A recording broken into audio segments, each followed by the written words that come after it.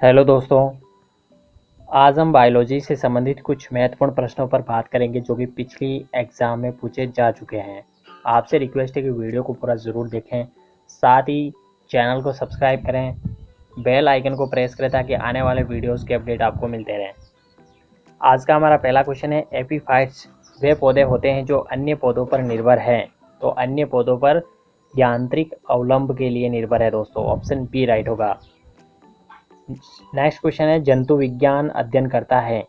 तो जंतु विज्ञान जो है वो जीवित व मृत जानवरों दोनों का अध्ययन करता है। ऑप्शन सी राइट होगा। पेलियो वनस्पति के अंतर्गत अध्ययन करते हैं। तो पेलियो वनस्पति में जंतु जीवाश्म का, शैवाल का, फफूंदी का, इनमें से कोई नहीं। तो ऑप्शन डी राइट होगा, इनमें से कोई नहीं। चौथा क्वेश्चन है, शुष्क जलवायु के लिए भली भांति अनुकूलित पेड़ पौधे को मरुद्भिद कहा जाता है। तो चौथा क्वेश्चन है दोस्तों, इसमें ऑप्शन बी राइट होगा, मरुद्भिद।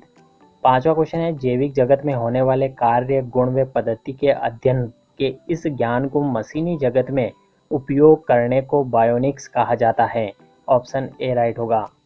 छठा क्वेश्चन है, विटीकल्चर जाना जाता है। तो विटीकल्चर जो है वो अंगूर के उत्पादन से जाना जाता है। ऑप्शन बी यहाँ पे राइट होगा।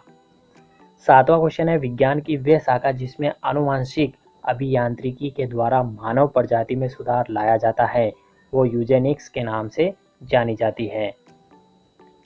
आठवां क्वेश्चन है, कीटों के वैज्ञानिक अध्ययन को क्या कहा जाता है? एंटोमोलॉजी। ऑप्शन बी यहाँ पे राइट होगा दोस्तों, एंटोमोलॉजी। कीटों के वैज्ञानिक अध्ययन को एंटोमोलॉजी कहा जाता है।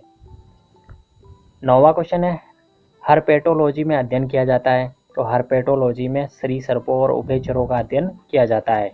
तो दोस्तों ध्यान रखें, बहुत ही अच्छा क्वेश्चन है। हर्पेटोलॉजी में सरीसृपों और उभयचरों का अध्ययन किया जाता है।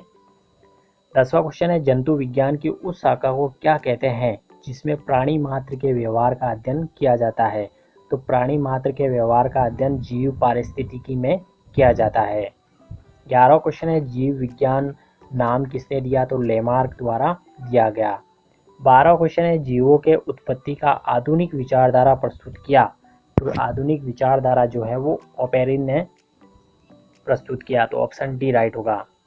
13वां क्वेश्चन है, वर्धावस्था एवं काल प्रभावन के विषय में ज्ञान प्राप्त करने की विधा को जेरेंटोलॉजी कहा जाता है। तो ऑप्शन बी राइट होगा।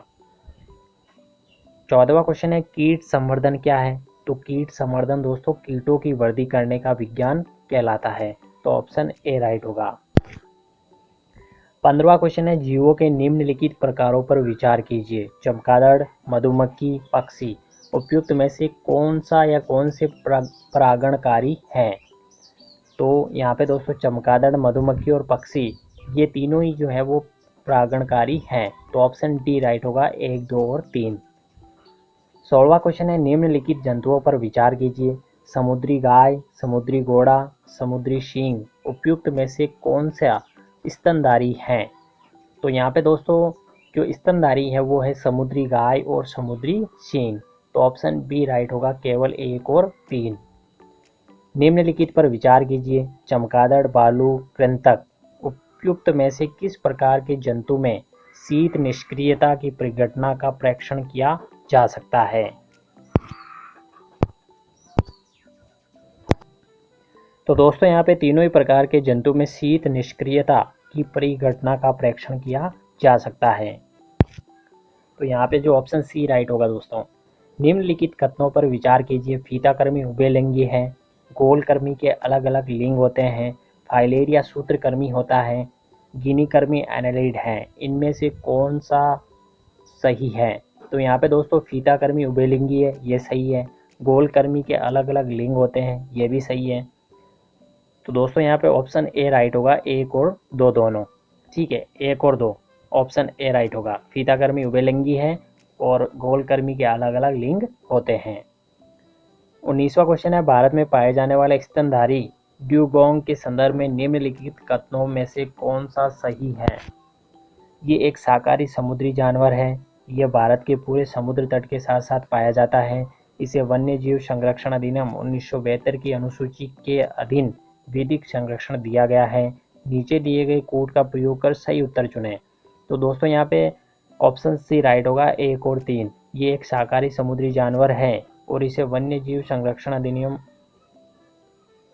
1972 की अनुसूची के अधीन विधिक संरक्षण दिया गया है। तो यहाँ पे ऑप्शन सी राइट होगा। 20वां क्वेश्चन है, निम्नलिखित में से कौन सा एक भारत का राष्ट्रीय जलीय प्राणी है? तो इनमें से कौन सा एक भारत का राष्ट्रीय जलीय प्राणी है?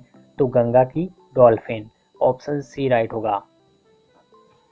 निम्नलिखित में से, नेक्स्ट क्वेश्चन है, निम्नलिखित में से कौन सा एक जीव अन्य 3 जीवों के वर्ग का नहीं है? केकड़ा, ब्रूथी, बिच्छू, मकड़ी। तो दोस्तों यहाँ पे हमारा जो ऑप्शन ए होगा केकड़ा, ये 3 जीवों के वर्ग का नहीं है। ठीक है, बाकी ब्रूथी, मकड़ी और बिच्छू ये एक ही वर्ग के हैं। तो यहाँ पे केकड़ा हमारा राइट आंसर होगा। नेक्स्ट क्वेश्चन है, पांडा भी उसी कुल का है जिसका या जिसकी है? तो पांडा भी भालू कुल का है दोस्तों, ऑप्शन ए राइट होगा। नेक्स्ट क्वेश्चन है, भारतीय वन्य जीवन के संदर्भ में उड्डयन बलगुल यानी कि फ्लाइंग फॉक्स निम्नलिखित में से क्या है? तो ये चमगादड़ है दोस्तों, ऑप्शन ए राइट होगा। 24वां क्वेश्चन है, मच्छरों के नियंत्रण हेतु प्रयोग होने वाली कीटभक्षी मछली है? तो ये कीटभक्षी मछली कौन सी है? गैम्बूसिया, ऑप्शन सी राइट होगा। नेक्स्ट क्वेश्चन है, तालाबों और कुओं में निम्नलिखित में से किस एक को छोड़ने से मच्छरों को नियंत्रित करने में मदद मिलती है? तो किसको छोड़ने पर? गैम्बूसिया फिश को, ऑप्शन सी राइट होगा। 26वां क्वेश्चन है, अधिकांश कीट श्वसन कैसे करते हैं? तो अधिकांश जो कीट है वो श्वसन वातक तंत्र से करते हैं। तो बहुत ही अच्छा क्वेश्चन है दोस्तों, अधिकांश जो कीट है वो वातक तंत्र से श्वसन करते हैं। 27वां क्वेश्चन है, कथन देरका है अमीबा विभंजन द्वारा जनन करता है और इसका कारण है सभी एक कोशिक जीव अलैंगिक विधियों से जनन करते हैं। तो यहाँ पे दोस्तों जो हमारा राइट आंसर होगा वो होगा ऑप्शन ए। ए और आर दोनों सही है, और आर जो है वो ए का सही स्पष्टीकरण है। तो ऑप्शन ए राइट होगा, अमीबा विभंजन द्वारा जनन करता है क्योंकि एक कोशिक जीव अलैंगिक विधियों से जनन करते हैं। नेक्स्ट क्वेश्चन है, निम्नलिखित कथनों पर विचार कीजिए। भारत में साल की प्रकार के दंत रहित स्तनपायी नहीं पाए जाते, केवल उल्लक प्रकार का कपी ही भारत में पाया जाता है। उपरोक्त कथनों में से कौन सा सही है? तो यहाँ पे दोस्तों ऑप्शन सी राइट होगा, 1 और 2 दोनों सही है। भारत में साल की प्रकार के दंत रहित स्तनपायी नहीं पाए जाते हैं, केवल उल्लुक प्रकार का कभी ही भारत में पाया जाता है। 29वां क्वेश्चन है, ऑक्टोपस एक मर्दुकवची है? तो ऑप्शन डी राइट होगा, क्योंकि ऑक्टोपस जो है वो एक मर्दुकवची है। नेक्स्ट क्वेश्चन है, ऑक्टोपस एक मॉलस्क है? तो ऑप्शन डी राइट होगा, यहाँ पे ऑक्टोपस जो है वो एक मॉलस्क है। 31वां क्वेश्चन है, निम्नलिखित में से कौन सा कथन सही नहीं है? सभी एक काइनोडर्म सजीव परजक होते हैं। ऑप्शन बी कहता है कि गोलकृमि में कोई परिसंचरण तंत्र नहीं होता है। ऑप्शन सी, अस्थिल मछलियों में वाताशय आमतौर से विद्यमान होता है। ऑप्शन डी, उपास्थि सम मछलियों में निषेचन आंतरिक होता है। तो दोस्तों जो कथन सही नहीं है कि सभी अकाइनोडर्म सजीव परजक होते हैं, तो यहाँ पे ऑप्शन ए राइट होगा। 32वां क्वेश्चन है, निम्नलिखित में से कौन सा एक संगम है? तो कौन सा एक संगम है? वालरस, ऑप्शन बी राइट होगा। निम्नलिखित में से कौन सा कथन सही है? तो हमारा जो नेक्स्ट क्वेश्चन है, कौन सा कथन सही है? प्रायश लघुतम स्वजीवी कोशिकाएं हैं। माइकोप्लाज्मा की कोशिका भित्ति एमिनो शर्करा की बनी होती है। विषाणु सम अकल तंतु और आरआरएन अणु से बने होते हैं। रिकेटरसिया में कोशिका भित्ति नहीं होती है। तो यहाँ पे दोस्तों ऑप्शन सी जो है हमारा कथन सही है कि विषाणु सम एकल तंतु और आरआरएन अणु से बने होते हैं। ठीक है। 34वां क्वेश्चन है, टिक और माइट वास्तव में होते हैं? तो टिक और माइट वास्तव में मकड़ी वंश के होते हैं। तो ऑप्शन ए राइट होगा। 35वां क्वेश्चन दोस्तों बहुत ही इंपॉर्टेंट है, रेशम का कीड़ा अपने जीवन चक्र के किस चरण में वाणिज्यिक तंतु पैदा करता है?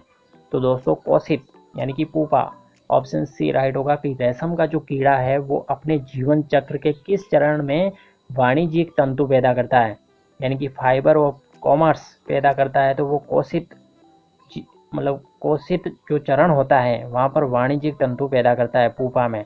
ऑप्शन सी राइट होगा। यदि किसी उभयलिंगी पुष्प में पुमंग और जायांग अलग अलग समय पर परिपक्व होते हैं तो इस तथ्य को क्या कहा जाता है?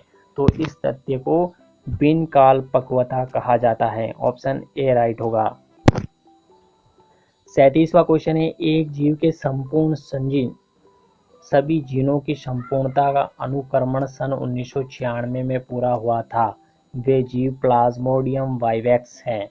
तो ऑप्शन डी राइट होगा दोस्तों कि एक जीव के संपूर्ण यानी कि सभी जीनों की संपूर्णता का अनुक्रमण सन 1996 में पूरा हुआ था। वे जीव प्लाज्मोडियम वाइवेक्स है। 38वां क्वेश्चन है, जीव विज्ञानियों ने पादप जगत और प्राणी जगत की जातियों को बहुत ही बड़ी संख्या में ज्ञात किया है, ढूंढ निकाला है और पहचान लिया है। संख्या की दृष्टि से अब तक ढूंढे हुए और पहचाने हुए जीवों में सबसे अधिक संख्या है, कीटों की सबसे अधिक संख्या है दोस्तों। नेक्स्ट क्वेश्चन है, घोंसला बनाने वाला एकमात्र सर्प कौन सा है? तो नागराज, किंग कोबरा घोंसला बनाने वाला एकमात्र सर्प है। तो ऑप्शन बी राइट होगा। नेक्स्ट क्वेश्चन है, सर्पों की विषम ग्रंथियां किसकी समान है? तो दोस्तों सर्पों की जो विषम ग्रंथियां है वो कैसे रुकी प्राणियों की लार ग्रंथियों के समान है। ठीक है, ऑप्शन डी राइट होगा। नेक्स्ट क्वेश्चन है, सूची फर्स्ट और सूची सेकेंड का सुमेल कीजिए और सूचियों के नीचे दिए हुए कूटों का उपयोग करते हुए सही उत्तर का चयन करें। सूची फर्स्ट और सूची सेकेंड, लक्षण और प्राणी दे रखे हैं यहाँ पे। पंखहीन कीट कीवी, उड़ान रहित पक्षी रजत मिनाप, अपाद श्रीसर्प कूर्म, पुप्पुसीन प्राणी सर्प। तो दोस्तों यहाँ पे ऑप्शन बी जो हमारा राइट होगा, A2B1 C4 D5। तो डी C4 में क्या आ गया, अपाद श्रीसर्प सर्प हो गया, पुप्पुसीन प्राणी मत्स्य हो गया। ठीक है, और यहाँ पे A2 जो है रजत मिनाप, और B1 में क्या है, उड़ान रहित पक्षी कीवी हो गया, और पंखहीन कीट जो है रजत मिनाप हो गया। ठीक है, तो यहाँ पे ऑप्शन बी राइट होगा। नेक्स्ट क्वेश्चन है, निम्न में से किसका सही सुमेल नहीं है? स्वजीवी उत्पादक, परजीवी उपभोक्ता, मृतोपजीवी विबंधक, तृणभक्षी गौण उपभोक्ता। तो यहाँ पे तृणभक्षी गौण उपभोक्ता, यहाँ पे डी राइट होगा। नेक्स्ट क्वेश्चन है, एक जीवधारी के रूप में पृथ्वी का वैज्ञानिक नाम है? तो यहाँ पे ऑप्शन सी राइट होगा, ग्रीन प्लेनेट। नेक्स्ट क्वेश्चन है, मानव सदृश लघुतम कपि है? तो गिबन। 45वां क्वेश्चन है, निम्न प्रजातियों में से कौन सी दांत वाली वेलों में विशालतम है? तो sperm whale. Option C right होगा दोस्तों। नेक्स्ट क्वेश्चन है, भारत की सबसे बड़ी मछली कौन सी है? Whale shark. Option B right होगा। नेक्स्ट क्वेश्चन है, सातु साल बनाई जाती हैं? तो चिरू के बालों से सातु साल बनाई जाती है। ऑप्शन सी राइट होगा। नेक्स्ट क्वेश्चन है, निम्न में से कौन एक मीन है? तो फ्लाइंग फिश जो है वो एक मीन है। ऑप्शन सी राइट होगा। नेक्स्ट क्वेश्चन है, निम्नलिखित में से कौन मछली नहीं है? तो स्टार फिश जो है एक मछली नहीं है। बाकी साफिश, पाइप फिश और गिटार फिश ये सभी मछलियों के प्रकार हैं। बाकी स्टार फिश जो है ये मछली नहीं है। आज का हमारा लास्ट क्वेश्चन है, सबसे बड़ा स्तनपायी कौन सा है? व्हेल मछली। तो दोस्तों यहाँ पे सबसे बड़ा जो स्तनपायी है वो है व्हेल मछली। ऑप्शन ए राइट होगा, व्हेल मछली। तो दोस्तों ये थे बायोलॉजी से संबंधित कुछ महत्वपूर्ण प्रश्न। आपको वीडियो कैसा लगा कमेंट करके ज़रूर बताएं।